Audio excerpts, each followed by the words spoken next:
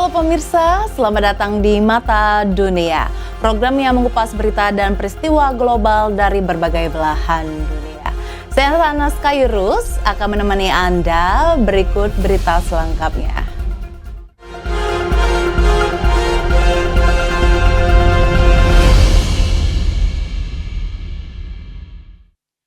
Beragam cara digulirkan di Australia untuk memenuhi kebutuhan industri manufaktur di wilayah-wilayah yang mengalami keterbatasan calon pekerja.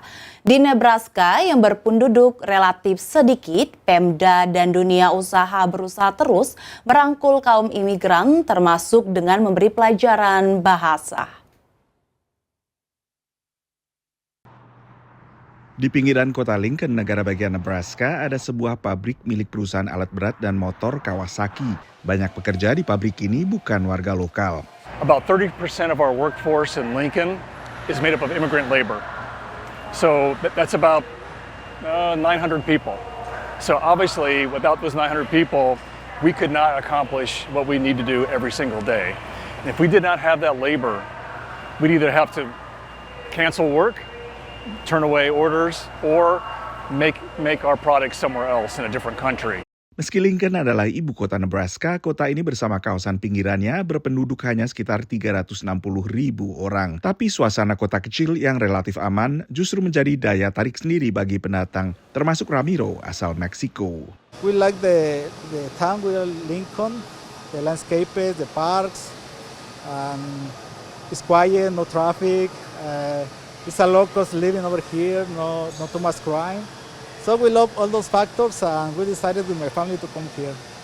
Dion asal Guatemala juga memutuskan pindah ke Lincoln. I like it, so no tengo quejas y como le digo, yo empecé de cero a hacer cables y batallé pues por el inglés y todo eso, pero con el tiempo pues ya uno va aprendiendo. Kendala bahasa tadinya juga menjadi penghalang bagi Ramiro. Here at the plant is mostly English. Some people also speak Spanish as me, but not too much. So at the beginning it was very hard to me because of the language. So I needed to take courses, practice. Guna memudahkan adaptasi ke tempat kerja, kemitraan antara pemerintah lokal bersama dunia usaha menyediakan kelas bahasa Inggris. Diselenggarakan organisasi nirlaba Lincoln Literacy. In Nebraska, we need 50 to 80,000 jobs filled that we cannot fill because we don't have enough people. It's really a function of declining birth rates in the United States. Nebraska's like other states, but with declining birth rates, there simply are not going to be enough people to fill the jobs. And without immigration, it's hard to picture how we're going to continue to grow our economy.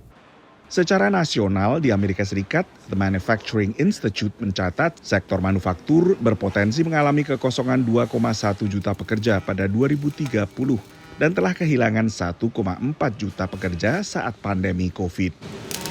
Sektor-sektor yang mengharuskan kehadiran fisik pegawainya memang yang paling banyak kehilangan pegawai selama pandemi COVID. Tapi di saat sektor seperti keramah tamahan mulai bisa pulih dan mempekerjakan pekerja baru, maka tidak demikian untuk saat ini untuk manufaktur. Dari Washington DC, saya Nova Purwadi dan tim VOA. Berita selanjutnya, pemirsa, sampah makanan menjadi persoalan di penjuru dunia, termasuk Australia. Untuk menghindari sampah makanan berlebih, sebuah aplikasi bernama Too Good To Go menjual makanan sisa dari restoran, kafe, dan juga supermarket dengan harga miring. Sementara, pemerintah kota New York menyebar tong sampah pintar yang terhubung dengan aplikasi. Ketika malam tiba, sebuah restoran bernama Rasa di Washington DC ini menjual makanan sisa yang disalurkan berkat layanan aplikasi ponsel asal Denmark bernama Too Good To Go. Aplikasi ini menghubungkan restoran seperti mereka, kafe, dan supermarket dengan pengguna untuk membeli makanan yang sudah dekat masa kadaluarsa dengan harga miring. Harga normal semangkuk makanan ini berkisar 10-13 dolar AS atau 150-200 ribu rupiah. Lewat aplikasi, makanan dijual 6,5 dolar atau sekitar 100 ribu rupiah. Tapi pembeli tidak bisa memilih sesuai keinginan mereka karena makanan sisa tidak bisa diprediksi. Co-CEO Rasa, Rahul Vinod yang kami temui di siang hari menjelaskan, meski makanan dijual murah, ada keuntungan lain yang jadi pertimbangan. We get a lot of first-time guests who actually find us by just opening the app and they're seeing what's nearby. You know, we get paid a small fee for those bowls, so not as much as our regular meals, but it's better than just throwing it away. Menurut Departemen Pertanian AS, 30-40% dari seluruh pasokan makanan Amerika akhirnya terbuang dan menjadi sampah makanan. Selain sia-sia, sampah makanan yang membusuk berkontribusi pada perubahan iklim karena menghasilkan gas metana yang memanaskan bumi lebih cepat daripada karbon dioksida.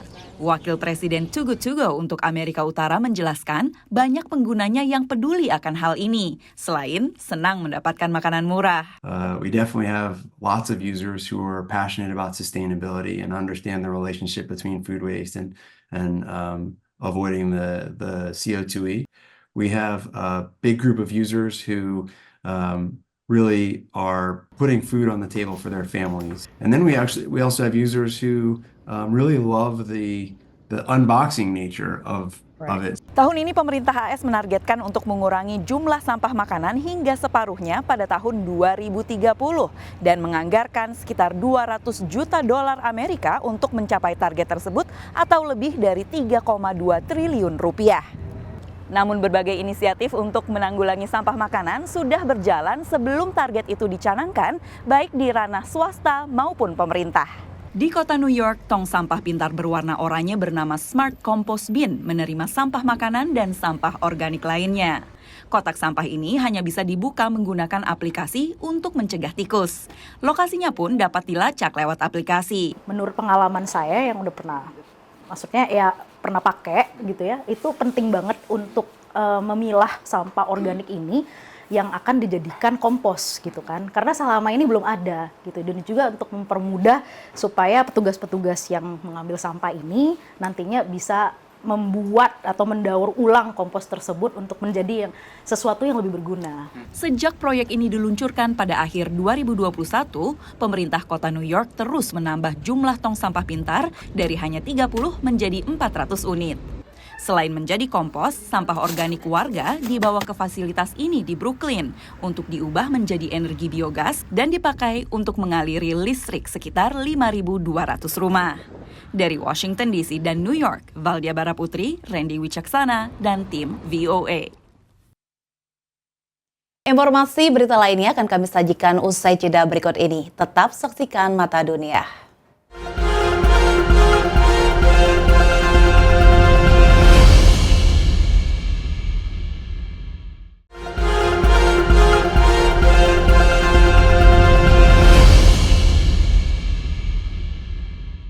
Teknologi kecerdasan buatan ditambah teknologi robotika terus dikembangkan untuk mengatasi beragam persoalan manusia, termasuk diantaranya masalah kesepian, yang disebut pejabat kesehatan Australia sebagai epidemi baru robot untuk membantu mengatasi kesepian.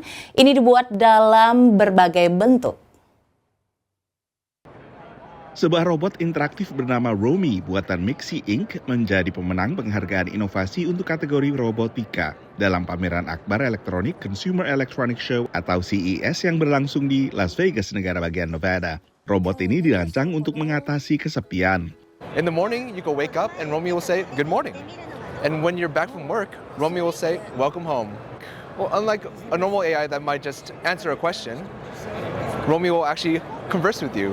So something like, "Romy, I got some bananas today. Wow, they look great. Let's eat them together." Romy saat ini baru tersedia di Jepang dan dijual dengan harga 90.000 yen atau sekitar 9 juta rupiah. Versi terbarunya baru akan dijual di Amerika Serikat sekitar Maret.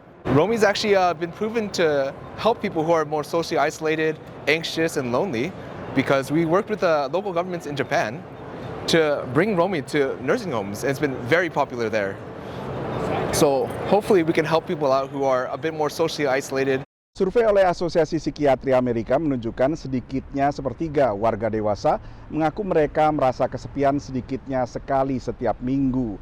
Lalu sekitar 1/10 bahkan mengaku mereka merasa kesepian setiap harinya. Dan beragam survei terpisah menunjukkan Kelompok usia paling rentan adalah warga lansia dan juga warga dewasa paling muda.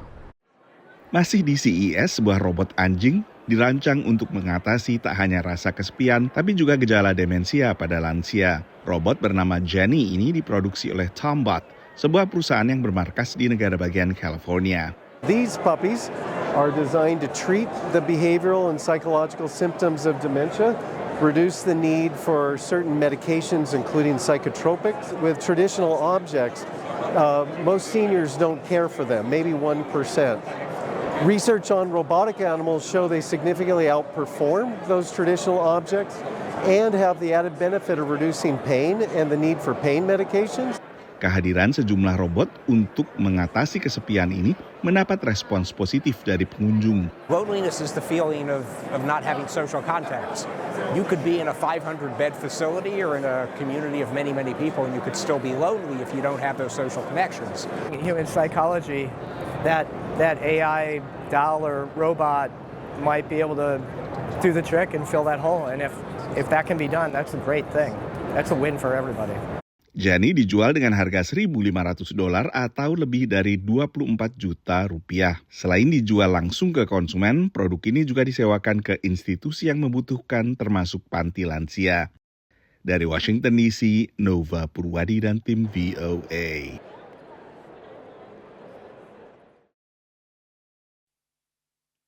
Sebuah pusat riset baru di Australia meneliti berbagai sains di balik produksi dan konsumsi kopi.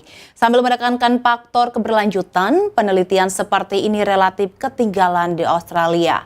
Meski kopi merupakan salah satu minuman yang paling luas dikonsumsi di Amerika dan negara lainnya. University of California di Davis atau UC Davis membuka pusat penelitian kopi UC Davis Coffee Center. For many years, coffee has been understudied academically, not just at UC Davis, but around the country. And given how important coffee is to our culture, to our economy, to our society, coffee needs academic study. Mahasiswa meneliti biji kopi sebelum dipanen hingga setelah dipanggang. A lot of people here think of, making coffee. You pour hot water over a brown powder. How hard can that be? Kenyataannya, proses membuat kopi lebih rumit dari perkiraan banyak orang. Most people tend to think that I know I'm kind of like a barista-ish. I know how to make a cup of coffee, but they don't really understand how much science and engineering and how much innovation is needed in the coffee industry. Pusat studi kopi ini berawal dari sebuah mata kuliah populer yang kemudian berkembang menjadi pusat riset multidisipliner. Kylie adalah mahasiswa serata 1 ilmu teknik rekayasa kimia. When people taste the coffee, we like to determine if the sensory notes in it. So if it's a little sour, if it's a little earthy, if it tastes like a little burnt, and we use that to determine the flavor profile. Laudia adalah seorang mahasiswa doktoral di bidang ilmu kinetika. I want to use science or chemistry or engineering to be able to control how your roasted beans are going to come out of the roaster. So we could control things like its acidity level. Dibandingkan riset seputar anggur misalnya, studi soal kopi di Amerika Serikat relatif tertinggal. UC Davis sebelumnya juga memiliki pusat penelitian anggur selain juga bir dan teh. Here's the size of the wine economy. Here's the size of the coffee economy in the United States. But then when you look at the academic investment, there's a lot for wine. There's a whole department here of wine. Historically, nothing for coffee. And so that's what we're trying to change. We're trying to elevate coffee and make it a topic of academic research and an academic talent pipeline to help support the industry and help support what's arguably the world's most important beverage. Menurut data National Coffee Association, sebuah asosiasi yang mewakili produsen kopi dan industri terkait, industri kopi di Amerika Serikat mempekerjakan sedikitnya 2,2 juta orang dan menyumbang sekitar $350 miliar ke ekonomi AS setiap tahunnya. Survei terkini oleh asosiasi yang sama menyebutkan bahwa 67% warga dewasa Amerika minum kopi setiap harinya. Ini peningkatan signifikan dibandingkan survei 20 tahun sebelumnya yang menunjukkan tak sampai separuh mengaku demikian. Dengan hasil survei ini, maka asosiasi ini mengklaim kopi adalah minuman yang paling sering diminum warga Amerika, bahkan melebihi air minum. Dari Washington DC, saya Nova Purwadi dan tim VOA. Informasi berita lainnya akan kami sajikan usai jeda berikut ini. Tetap saksikan Mata Dunia.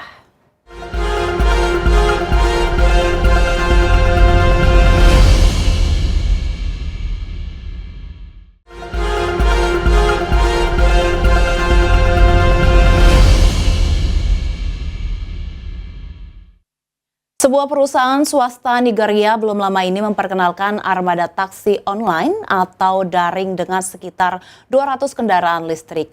Menurut perusahaan itu, armada taksi mobil listrik ini merupakan langkah menuju masa depan yang lebih ramah lingkungan. Chidi Eka mengawasi operasi di cabang Abuja dari Enviable Transport, sebuah perusahaan yang mengoperasikan kendaraan listrik atau EV. Perusahaannya telah meluncurkan mobil listrik untuk digunakan di Abuja dan kota-kota lainnya. Menurut Chidi, inisiatif perintis ini bertujuan meningkatkan transportasi perkotaan sekaligus mengatasi masalah iklim.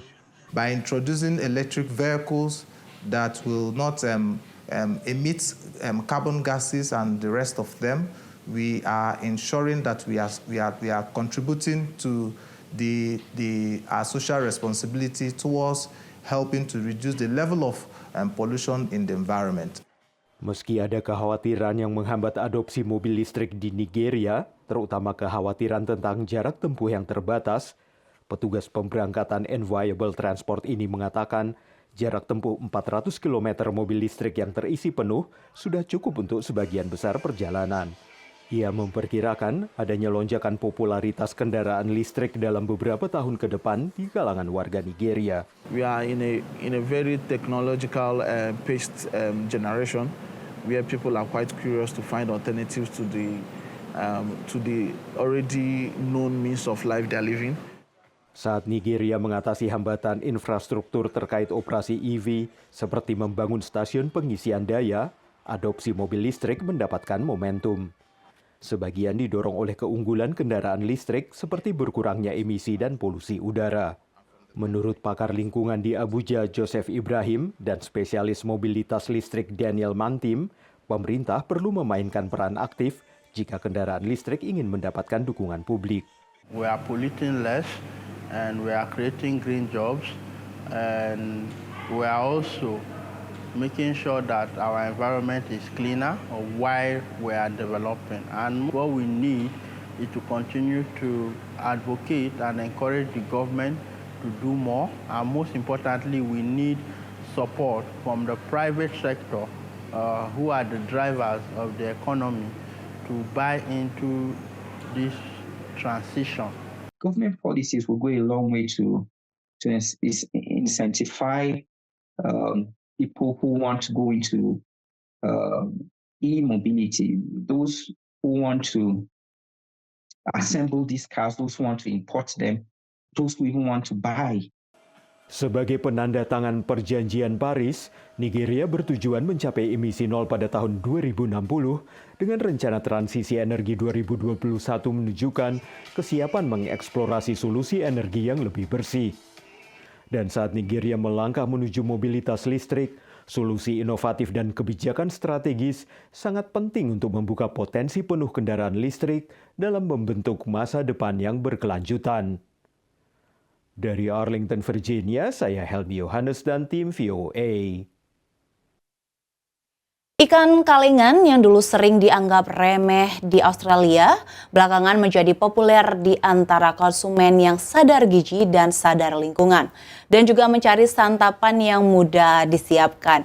Mengapa bisa terjadi perubahan begitu signifikan dalam hanya beberapa tahun? Berikut berita selengkapnya. Sebuah bar di San Francisco, negara bagian California, menawarkan beragam pilihan makanan untuk dinikmati sambil minum. Salah satunya ikan kaleng, tinggal dibuka dan disajikan kepada pelanggan. We are operating as a bar without a kitchen license, so one of the great easy solutions to that conundrum is definitely the tinned fish idea. This is a concept that's been around in Europe for hundreds of years, but is really new here in the U.S. Definitely here in the U.S., we've always had this idea that tinned fish is not an elegant food, and a lot of that is because what we were getting here in the supermarkets was kind of just smelly, not super great quality, not being fished sustainably, which are all really important things. Tapi belakangan ikan kaleng menjadi tren baru yang ikut dipopulerkan media sosial, khususnya TikTok. Banyak warga Amerika selama terkungkung dalam rumah saat darurat pandemi juga mencari ide baru untuk memanfaatkan isi dapur. I think the trend is here to stay, and I think the more and more people discover it and realize how much variety is out there, it's just getting stronger and stronger. And even more so, there are more domestic producers coming up now as well. And so I think that's a sign that the cultural shift is happening and it's going to be here to stay for a while. Salah satu produsen terbaru asal Amerika Serikat adalah Fishwife, didirikan pengusaha yang pernah tinggal di Spanyol dan Portugal. From our first year in business in 2021 to our second year, the business grew 250%, and this year we're on track to grow 150%.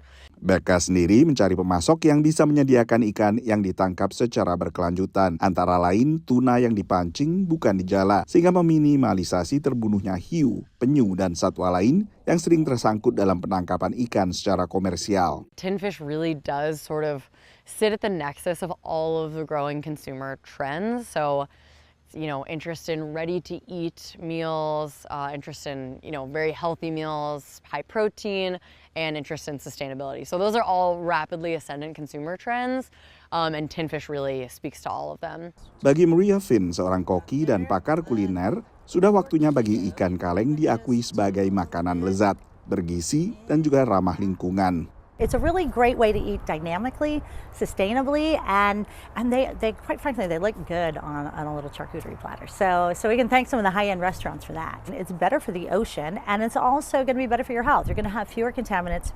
Minat terhadap ikan dalam kaleng di Amerika Serikat meningkat tajam belakangan ini, terutama di antara konsumen muda. Penjualan totalnya menurut konsultan Circana meningkat dari $2,3 miliar pada 2018 ke $2,7 miliar lebih pada 2023. Dari Washington DC, saya Nova Purwadi dan tim VOA. Demikian Mata Dunia kali ini, saksikan informasi lainnya di Berita Nasional TV. Saya Sanas Khairus beserta kru yang bertugas pamit undur diri. Terima kasih dan sampai jumpa.